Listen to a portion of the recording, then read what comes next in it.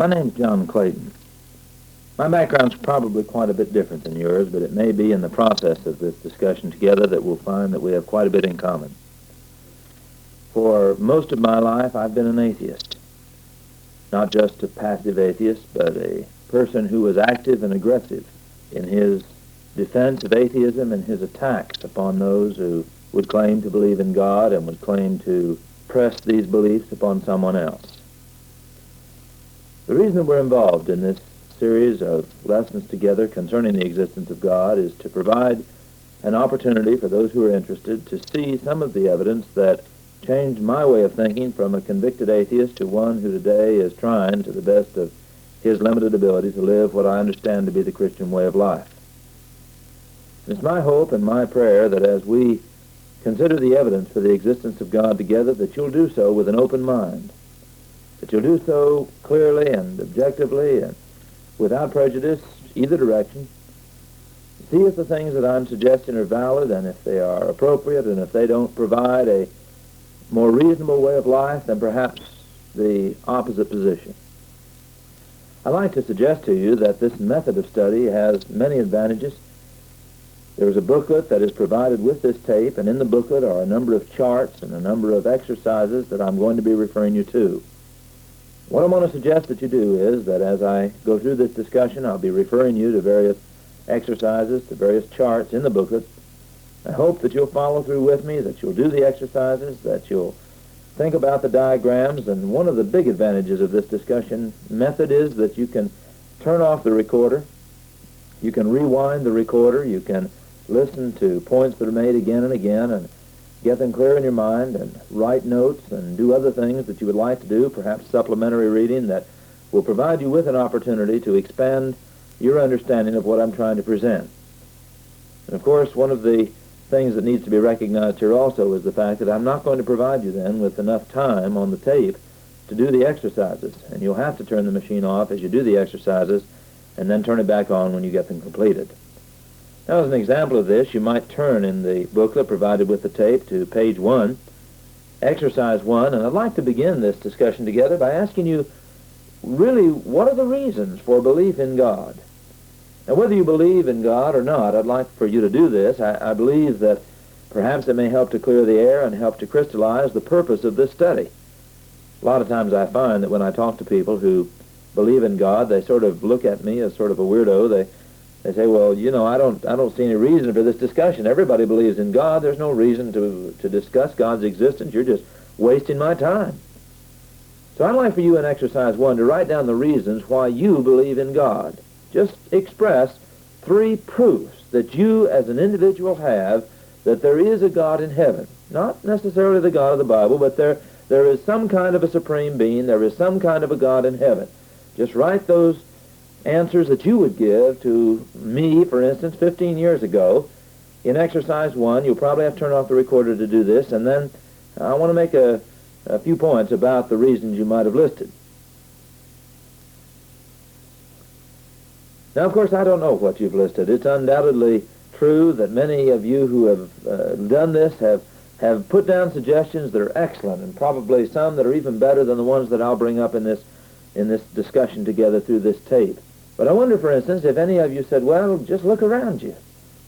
Look at the beauty around you. And as an atheist, I would have said, oh, yes, but this beauty, this wisdom, this design just shows to me a conformance to nature's laws. It couldn't have been any other way. This doesn't prove to me there's an old man in the sky running around zapping things into existence here upon the earth. It doesn't mean anything to me. I believe that these things can be explained naturally, by chance, that we don't need any kind of a mysterious, spiritualistic old man in the sky to explain these things. Perhaps you said, well, where did it all come from? What was the origin of all these things? And my answer would be, well, where did God come from? Give me an explanation for the origin of God, and I'll give you one for the origin of matter that will be just as good, because I'll use the same explanation. You say, well, God has always been. I'll say, well, matter's always been. Why is your explanation any better than mine? Of course, we'll answer this later in our discussion, but I think it's important to recognize the fact that is not really a valid argument. Some of you may have said, well, the heavens declare the glory of God and the firmament showeth its handiwork. And I'd say, well, where'd you get that from? And you'd give me some Bible quotation. And I'd say, well, I don't want to hear from the Bible.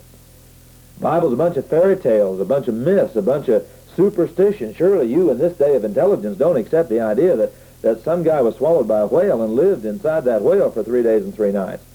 Surely you don't buy all this thing about a universal flood covering the highest mountain on the earth to a depth of 15,000 feet or whatever, or 23,000 feet or whatever elevation you'd like to take. Surely in this day of enlightenment you don't buy all these miraculous stories, all these weird events that are described in this book of witchcraft that you call the Bible. You see, as an atheist, I wouldn't accept the Bible. First of all, I've never read the Bible, but I don't believe this is a valid argument. I want proof there is a God. What is the proof that you have that there is an old man in the sky, that there is a God, that there is whatever your concept of God is? Do you believe in God just because you've been brainwashed? I'll have to admit that that was the reason that I didn't believe in God. I'd never been given any other alternative.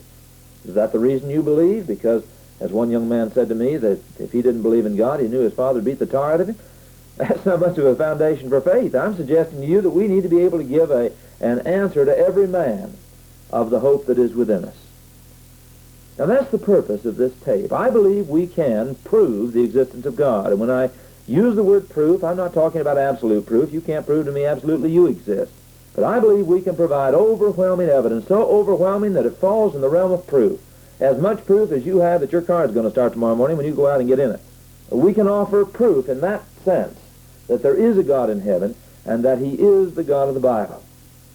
Now, if you're an atheist studying this material and listening to this tape, I want to compliment you on having the courage to listen to material that's antagonistic to your position. I'll have to admit that as an atheist, I'm not sure I'd have done that. I'm not sure I was that objective. I'd like to believe I was, but if I'm going to really be honest, I'm not sure I could say that. And I really appreciate your listening to this material. I really hope that you'll do so open-mindedly and that you'll raise objections and questions, and if those that are around you can't provide you with reasonable, rational answers to what you're raising, that you'll write me and give me a chance to respond to what you wish to question. We'll give the name and address with this material so that you can get a hold of me. If you're a person that has doubts, that's normal. I think everybody has doubts at one time or another, but the important thing is to get those doubts answered, to not allow those doubts to fester and grow, to develop real problems of faith. If you're a person that really believes in God, and your life testifies to everybody that knows you and everybody that comes in contact with you, that you really accept God and you really believe in God, that's tremendous. There's not many of you around. And I hope that I can provide you with some real reason in your faith that you can express to others that will assist you in bringing others to the kind of faith that you have. I hope that I can move you more out of acceptance and into real working active faith, no matter what your position is in reference to the existence of God. I'm afraid that in the terminology of Jesus Christ, a vast percentage of the atheists in this world are people that warm church pews on Sunday morning. You'll probably hear me make a statement like this several times throughout this series of tapes. I can understand how a man can be an atheist. I've been an atheist most of my life, and as an atheist I felt that my life, and I still feel that my life, was reasonable and logical and defendable with what I believed. And I believe that within the limits of a frail and stumbling and bumbling and feeble human being, that my life today as a Christian is once again reasonable and logical and defendable with what I believe to be true. But I will never understand. And if you understand it, I wish you'd explain it to me, how a man or a woman or a boy or a girl can say, oh yes, I believe in God. Oh yes, I accept the Bible as God's literal, verbal, inspired word, and then not do everything and anything within their power to make sure that their life conforms to what that God teaches. That's not reasonable. That's not logical. You can't defend that by any school of logic.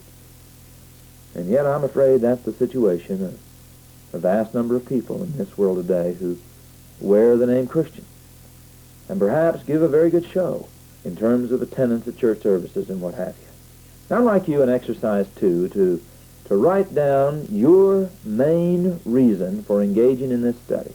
Just turn off the recorder and think about it for a minute and write down why you're listening to this tape. What is the main reason for your engaging in this study? Now, this is one of those kinds of questions that you like, because no matter what you put down there, you're right. There's no way you can get this one wrong. Because if you've engaged in this study for the purpose of seeing the evidence for God's existence, and perhaps you feel you're not going to accept it, but you're willing to listen, that's a very valid reason, and I'm thankful you're listening. If you're trying to find answers to real questions that you have, you perhaps believe, but you have some doubts about certain areas, that's great. I'm really encouraged that you would listen to this material. If you're listening to this material with the idea of gaining some insight that may help you reach someone else for the Lord, that's tremendous. And I hope that I'll be able to provide that kind of help to you. I hope you're not just listening to this because somebody else is twisting your arm, but that you have a real pragmatic alternative, you have a real reason for listening. I certainly feel that this is a valid subject. Now, I'd like to begin our evidence for the existence of God by reminding you of the fact that in science we solve problems by a very specific method. We have a very definite set of procedures that we use in solving scientific problems. Briefly stated, this method involves, number one, proposing a problem. You've got to clearly delineate what the problem is you're trying to solve, and you've got to understand all of the variables that relate to that problem, if at all possible. Now, once you've established what the problem is, and you've identified all the variables that surround the problem, the next thing that you need to do is to propose theories. Make suggestions, hypotheses, theories, things that you feel might be an answer to the question that you've posed. Now, after you propose these theories, you start conducting experiments. Some people seem to feel that the only experiment you can conduct is a physical experiment, but I'd like to suggest to you that any experiment you can conduct, whether it's logical, whether it's physical, whether it's psychological, emotional, any experiment you can conduct which could test a theory is a valid means of presenting arguments for or against a particular theory to answer your question.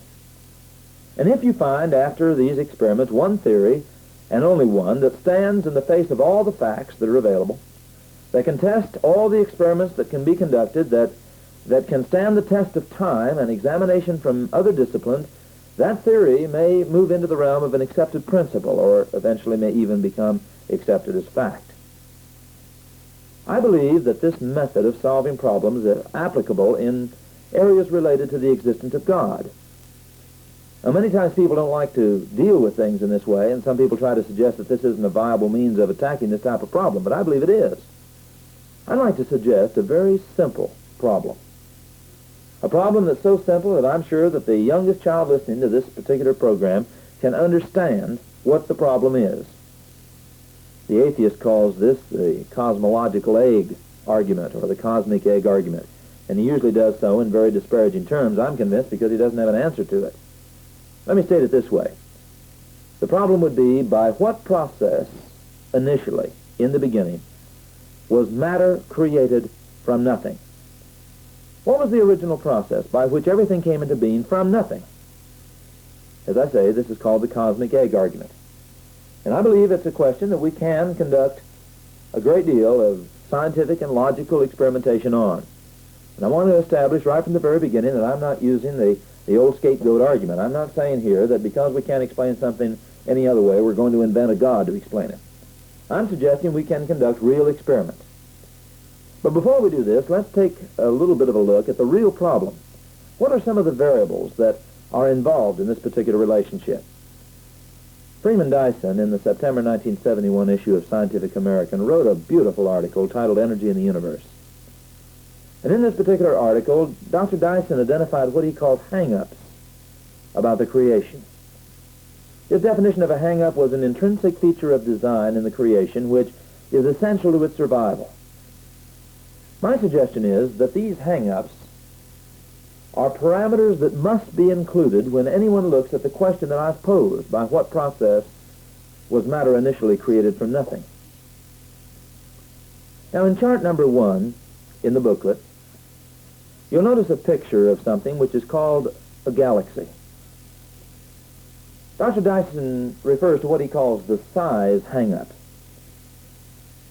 That particular diagram is a cross-section, or a sketch of a cross-section, of what our galaxy might look like from way out in space. Now, by the size hang-up, Dyson's talking about how big this thing is. If you were to take a your pencil or your pen, and you were to put a little bitty tiny dot over on the left-hand side at the top, the dot that you would put would be bigger than our whole solar system, the sun through and including planet Pluto. Now, that may not mean too much to you, so let me give this another way. The diameter across that galaxy in which we live, which incidentally is called the Milky Way galaxy, is 100,000 light years. 100,000 light years. Now, what's a light year? A light year is the distance that light travels in 1 year. Let me give you a little exercise here that's kind of interesting, and we'll give you a means of maybe visualizing a little bit how big this thing is. Let's suppose we were to convert that 100,000 light years into miles. How would we do it? Well, first of all, we'd multiply the speed of light in a vacuum, and if you want to play with this, you're welcome to do so. It's not too significant, but if you like arithmetic, you might want to do it. Multiply the speed of light in a vacuum, that's 186,317.6 miles per second. Multiply that speed by the number of seconds in an hour, 3,600. Okay, that gives you miles per hour. Now multiply by the number of hours in a day. That's 23 hours, 56 minutes, 47 seconds. Okay, you got that? That's the number of miles that light travels in a day. Now multiply by 365.2548, the number of days in a year, and you'll have the distance that light travels in 1 year. Now multiply that by 100,000, and you've got the distance in miles across this little galaxy called the Milky Way in which we live. Now, if my calculations are right, this comes out something like 588 septillion miles in round numbers. But regardless of that, it's one whale of a big number. And this is just beginning to get some picture of how big a thing this is. Now, you'll notice on the diagram, I've got a little disk shaped off to the right there. And I've got the number 750,000 light years written out to the right of that. Our galaxy is one of trillions of galaxies in space. Astronomers tell us that they have density plots that give us a figure right now of about 2,500,000 known galaxies. Now, we're not talking about a solar system here. We're talking about a rotating system of stars and planets going around a central core. There's about 100 billion stars in our particular little galaxy. And there are around 2,500,000 known galaxies at the present time, each containing about 100 billion stars, each having all these stars rotating around some central core. The closest one to us, the very closest one to us, which is called the Great Andromeda Galaxy, is 750,000 light years away. Now let me put this another way. And all I'm trying to do here is to stretch your mind to visualize how big this thing is. If you were to send out a radio wave tonight, now that's the fastest thing we know, to a friend of yours living in the Andromeda Galaxy, the closest galaxy to us.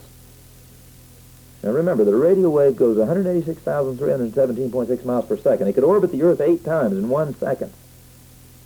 You send a radio wave to that friend of yours, and that friend of yours sent an answer back to you the instant he got your message. You'd only have to wait 1,500,000 years to get an answer. You begin to visualize the size of this thing? And again, that galaxy is the closest one. And it's just one of 2,500,000. This is what Dyson's talking about when he talks about the size hang-up. And when you realize that each of those 2,500,000 known galaxies has 100 billion stars, that means there's around 25 quintillion known stars right now. Astronomers tell us there's probably 1 trillion galaxies, and the number of stars that are actually there becomes so large that we can't even begin to talk about it. Dyson also talks about the spin hang-up. In Chart 2 in the booklet, you'll notice a rather crude drawing of the solar system in which we live, indicating the sun and the various planets orbiting the sun. And you'll notice that as you look at that particular chart that there's little arrows indicating the spin. It's kind of interesting. Everything in our solar system spins the same direction, looking down from the top, counterclockwise looking from the top. Even the sun spins on its axis. Kind of an interesting thing. The sun doesn't spin the same speed in the middle as it does on the outside. We're not sure why, but it doesn't. But the point is that this spin has to be explained. Not only does the spin have to be explained in whatever theory you use to explain the origin of the creation, but there's some idiosyncrasies that have to be explained. For instance, Venus goes backwards. If you were sitting on the planet Venus, the sun would rise in the west and set in the east. It goes the wrong way. 2 of the planets, Uranus and we believe Pluto, recent discoveries show this, are spinning in such a way that their axis is pointed towards the sun. In other words, the north pole of these two planets is pointing right straight at the sun. And this, of course, has to be accounted for. There are a number of the moons that are present in the solar system, at least 6 of the moons in our solar system, and that's of some 38 to 42 moons. There's some arguments about how many there actually are observed at this point, but at least 6 of those moons go the wrong way relative to the surface of the planet. In other words, once again, they rise in the west and set in the east. There's all kinds of irregularities in this spin situation. There are energy problems. What kind of energy reactions are going on in quasars? What's really going on in the center of stars to produce temperatures of perhaps as much as 50 million degrees centigrade? We don't know. And this isn't a big problem. We'll probably solve that problem, but the point is that when you start talking about the initial beginning of all this, you're going to have to account for this energy hang-up, the spin hang-up, the size hang-up, the mass hang-up, all of these variables. And there are others, but this at least gives you some idea of what a magnificent creation we live in. And all of these variables must be included in whatever explanation we accept. Now, in Chart 3, we move to the next step in scientific method. And as you look down through there, you'll notice the various theories that men have proposed. And there's a brief explanation of what those theories are all about. What I'd like for you to do now is to turn off the recorder after listening to my instructions here. Read over those theories, and then, over on the next page, I'd like for you to write out the objections to those theories on page 2, as you see them.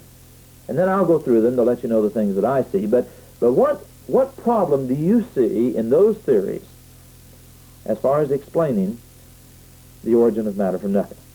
Write out your objections as you see them, and then we'll discuss them together.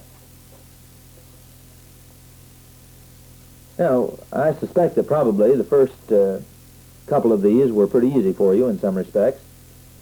The nebular theory, for example, well, that's not too difficult. It doesn't answer the question. The question is, by what process was matter created from nothing? The nebular theory says there was a blob of spinning matter. Where did it come from? That's not answered. And there are many other problems, too, the spins and so forth. The planetesimal theory. There were 2 star-like objects that nearly collided, or sometimes this is stated as the Chamberlain-Moulton theory that talks about an intruder coming in. Where did the intruder come from? Where did the stars come from? You're begging the question. You're not answering the question that's being proposed. And incidentally, the Big Bang theory, the second one from the bottom, can be treated the same way. There was a huge explosion of some primeval mass. What blew up? And there are other questions that can be raised here. This may be the method God used. But we're asking, how was the material created from nothing initially? Now, the continuous generation theory says that matter is still being created. You say, by what process? And the proponents of this theory say, well, we don't know yet. We haven't discovered that yet, but we will someday. Well, that's valid. That's perfectly possible, because certainly man has not discovered everything there is to know. Now, they say, well, it's popping into existence all around us. But here you have a problem. If you accept the idea that matter is popping into existence all around you, then you've got to throw out every conservation law in the book. In other words, you've got to throw out the conservation of mass, the conservation of energy, the conservation of momentum. All the various conservation rules, enthalpy and everything else have got to be discarded. Now, what does a scientist do when, to accept a theory, he has to reject 5 laws? Well, very clearly he doesn't accept the theory. And even the Urtron theory that tries to bypass this problem is not consistent with the age distribution of galaxies in space. So this theory is really not seriously considered, I don't believe, by very many people, if anybody. Probably the main thrust of the atheist is the quasi-statal theory, or it's sometimes called the steady-state theory, which says there was no beginning. Everything has always been just as it is, and all that's could happen is it has gone through oscillations. There has been perhaps a collapse and then a re-expansion. Everything has been just the way it is, no new matter created, nothing destroyed, everything's just gone on. There was no beginning. Now, you can't object to that logically, because I think all of us recognize that if somebody says, where did God come from, we use the same answer. And naturally the question comes down, well, why is your explanation of God's origin any better than mine, when I use it to explain the origin of matter having always existed? In tape number 3, we'll get into this question, but right now we're talking about matter. Is it possible for matter to have always existed? The answer to this is no, for a variety of reasons, but let's just mention 1 or 2 of them very quickly.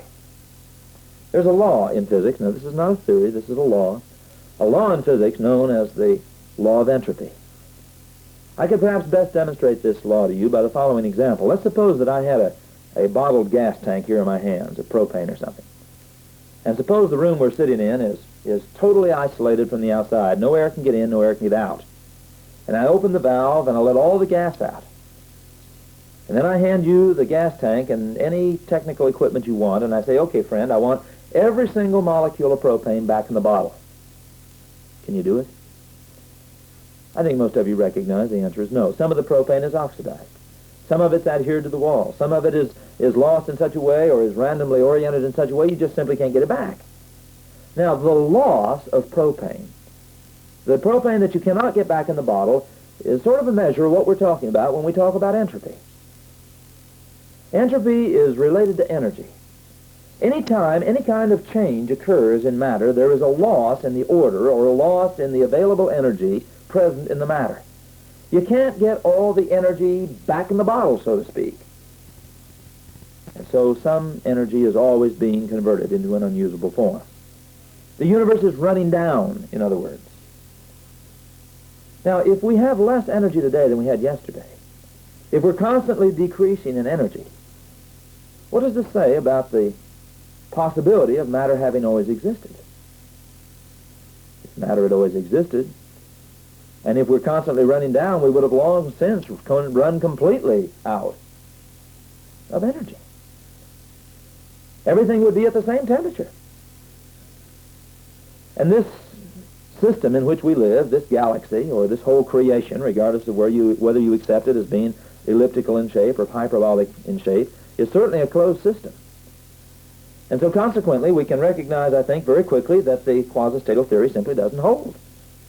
Entropy does not allow it. Black holes don't allow it either. And if you know something about black holes, you might recognize that if everything is headed for a black hole, eventually everything would be in a black hole. And so consequently, once again, the indication is that there was a specific point to the beginning of the creation. This theory obviously does not stand in the face of known fact. How about the last theory? God. Assume there is a non-physical being. Assume there is a God.